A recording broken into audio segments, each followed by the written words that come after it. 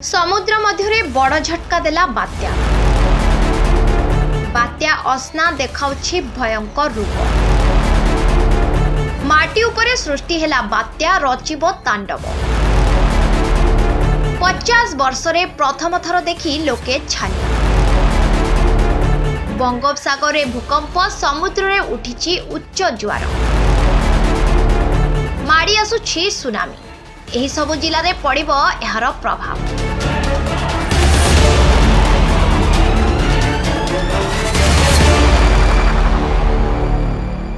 अरब सागर पटु गुजरात को माड़ी आसुछि सामुद्रिक झड़ आसना।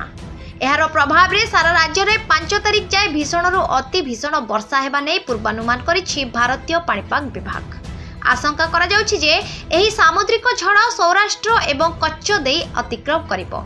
घंटा प्रति 40 ରୁ 50 किमी बेगरे स्थलभाग मुहां गति करिबो सामुद्रिक झड़ आसना। एथिपई अधिक प्रभावित हेबाकु थिबा दक्षिण गुजरात पाई ऑरेंज वार्निंग अलर्ट करा जायछि। भरदोरा, भरूच, आनंद, नर्मदा, पंचमहल, दाहोद, छोटा उदयगिरपुर रे आगामी किछि दिन जाए वर्षा जारी रहिबो। गत किछि दिन हेबो पूर्वरु गुजरात रो विभिन्न अंचल रे वर्षा लागि रहिछि।